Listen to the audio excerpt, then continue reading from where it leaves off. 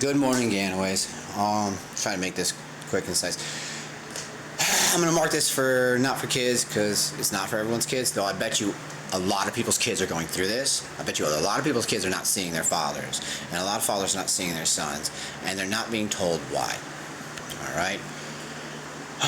And for like 7 or 8 years with you, Abraxas, like 2 years with you, Brisbane, so far, I've been kept from seeing you guys, and there's no reason given. No reason given whatsoever. No one has written anything down or given any kind of good reason. You know, and I live in a country, we live in a country where the only people who aren't allowed to see their children are convicted murderers. I'm not a convicted murderer, and I'm not getting to see my children. Okay?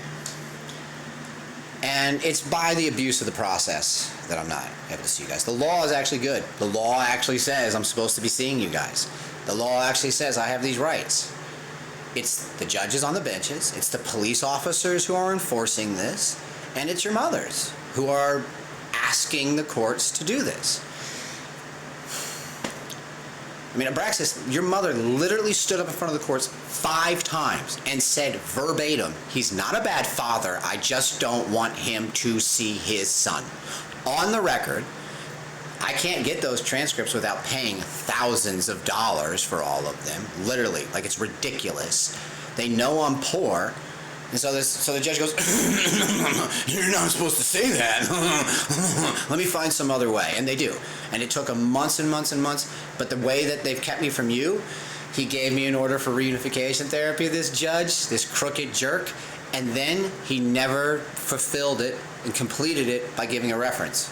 And now I'm being told by all these places, I don't even find out till a year after I got it, but I found out a year after I got this order for reunification for you that the judge was supposed to do this. And I found it out from like the 4th place that put me on the back of the list. And I'm like, why? I demanded it. Why am I getting put on the back of the list? I want to see my son. What is going on here?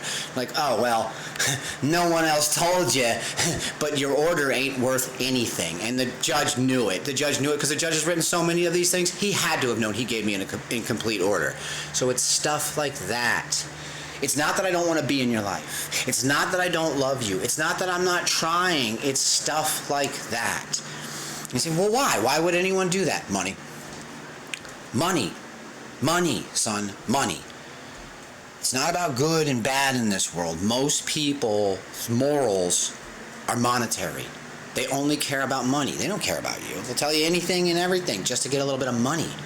They'll sell you anything, and apparently they'll take your kids to make a little bit of money. So the federal government is like, hey, we have all this money to take care of kids. The local governments are like, how do we steal all this money and pretend that we're taking care of kids? Well, we got to get kids involved, and then that's how you guys get involved. And that's why there's like an epidemic of this in this country. I'm not the only person. One of my friends, a good friend of mine, he's totally ruined. Right? And I haven't talked to him for a long time because he's just got too much going on. He's a father, and he's a good man. He's a ruined drug addict. Why? How is he a good man? Because he actually does love his kids and he loves himself. It's this horrible situation that has run him into drugs. He grew up believing his dad was dead. When he was 26 years old, his mom told him, your dad just died yesterday. He grew up with a stepfather who treated him like a stepson. He never knew what it was to have a father who treated him like he loved him, because that man who was his stepfather could not have possibly ever loved him as much as he would love his own son.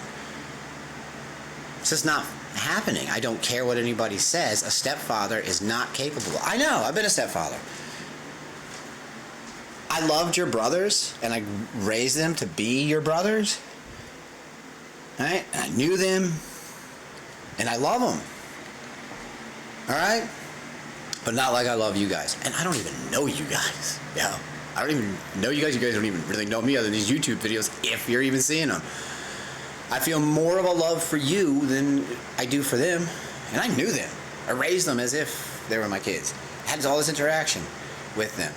I was a good and a loving stepfather. And they called me daddy. They called me father. I told them about their fathers because it's not right. All right, and that's what made me the most loving step parent. I didn't try to exclude their father. But a lot of fathers are being excluded, and it's hurting kids. That poor guy has never recovered from this, and he's a father too. And you know what? He lives in fear that his wife's going to do the same exact thing that his mother did, and his children will grow up thinking someone else is their father who won't treat them like a son, and so they'll never have a real father, never have a real father-son relationship, never know what that feels like, never know that love. And he's petrified it'll happen. So he puts up and allows his wife to act horribly. And he doesn't get to be all the father he wants to be because she'll shut him down because she's a jerk. He's afraid. She's going to take the kids and say, oh, well, I don't agree with that. I don't agree with that. So like just like your moms did, I don't agree with you and I don't like you anymore. I'm going to take your kids. So that's the world I wake up in every day. Not only are you guys not here to help me cope with the roughness of the world, because it's rough, it's tough, it's challenging, but the world is literally keeping me from seeing you guys. It's not like I'm missing you for a day or something. Oh, no, my kids today. And on top of that, they're going to try to sell you a lie like they had a good reason. There is no good reason. Okay? There's nothing.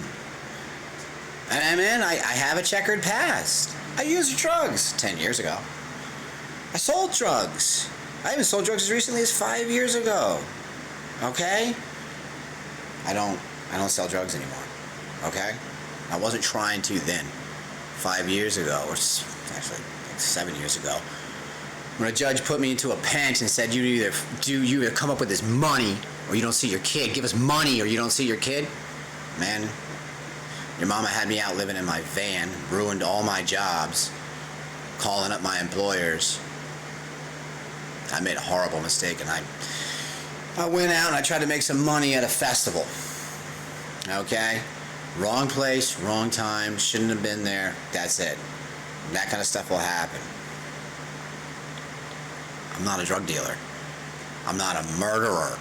That's what's really the bottom line. So that's the only people who aren't allowed to see their kids are convicted murderers.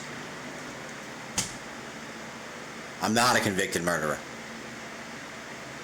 I'm not even selling drugs. I'm not using drugs. I'm working.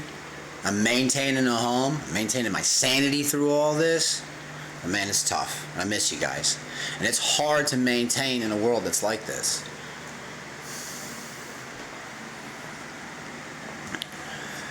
Going through a lot of pain and a lot of suffering. Doesn't mean I don't like my life. I love my life. I'm not too happy with the world that I have to live in.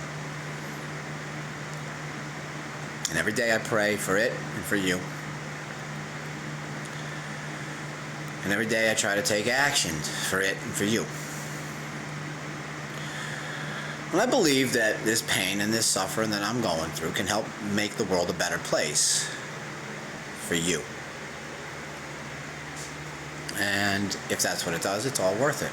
I don't want you guys growing up in a world believing that if you want to have children, because you're going to want to have children, but when you're going out there to have children, believing that you're entering this contract with another person to create a life, and knowing that that person can just break the contract and steal a child.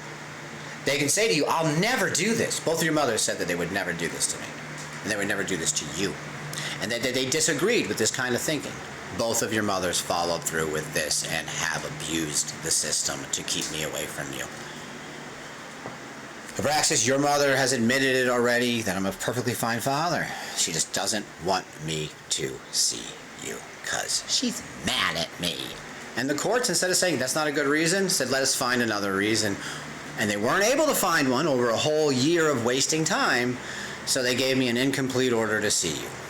Brisbane, you are not going to see this right now. And if you do, an adult has shown you this and they shouldn't have. Your mother right now for 2 years has been making up lies about me, saying that I strangled her, saying that I killed your unborn sister that was in her womb, saying that I was planning on poisoning you and your brother. And a bunch of other nonsense. And I'm sure that you're hearing other nonsense. I'm sure that your poor brother has heard a bunch of nonsense. I'm sure your poor brother knows. He grew up with me. He knows your mom's nonsense.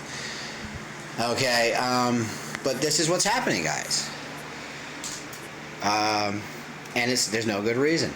And I don't want you guys to, one, believe that there's some kind of a good reason, because never has been given. Two, I don't want this happening to you. So I put out this message. And I'm trying to do right, and I'm trying to say right, and man, I'm still fighting in court for both of you guys. This is just, it's tough. Can't be in two places at once, can't be in three places at once. Somehow I'm pulling it off. Like the skin on my teeth. I'm just hanging on there. But no man should have to deal with this.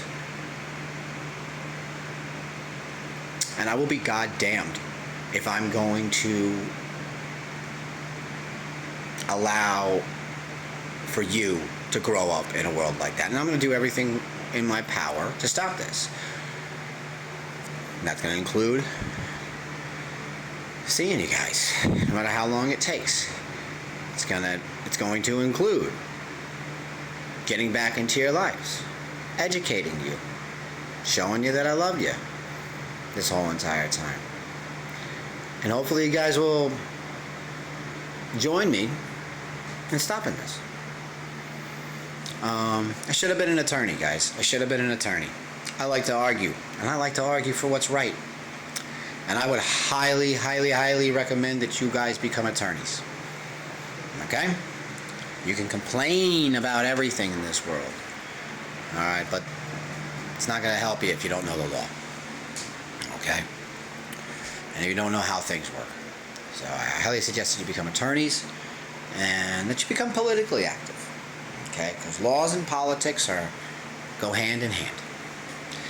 And I should have much more at an earlier age. But now and this and there, that's what it is, man.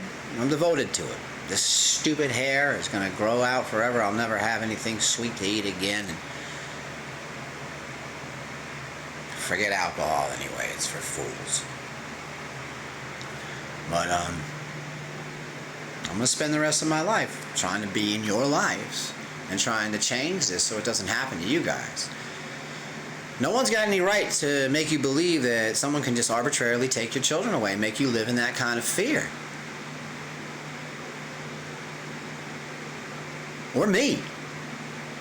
And I'm going to stop them. I'm going to bring them to heel. And I'm going to make them give reason why they're doing this to me and you. Why are they doing this to my helpless little sons who just need help and a loving father?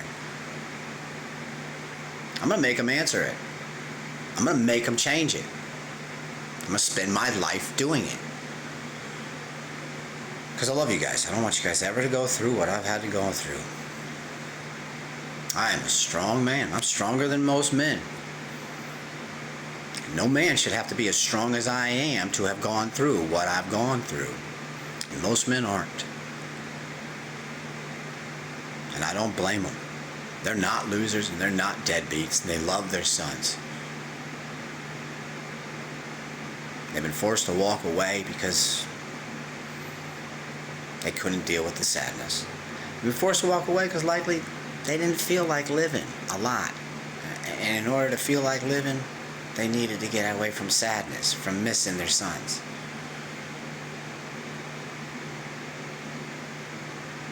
I'm going to live in it. I'm good. I know I can't escape it. I won't use drugs. I won't drink. I won't date loose women and be out trying to find love somewhere else. I know what I got in this world, and it's you guys. I know the love I have for you guys. And I know that the love that you'd have for your father if you knew it. Shit. You guys got love for me even when I'm not around. I know it. Everyone loves their father even if they don't know their father. Man, I love my father. And my father is a bad man who's done bad things to children, including me. Can't help it. You're going to love your father. And your father's a good man. Your father loves you. your father wants to be in your life. Your father is out here fighting. Your father is not drinking, using drugs, or having some good time without you. Your dad's messed up because he misses you. And he should be messed up because he misses you. But your dad's also the strongest man that you might ever know in your whole entire life, mentally. If I was bigger, I would physically be the strongest man you ever know. I'm going to maintain that. I have to. For you. Anyways, that helped. I feel better already. I'm gonna cry this out. And have some breakfast. I love you guys and I miss you guys. And hopefully I'll see you soon.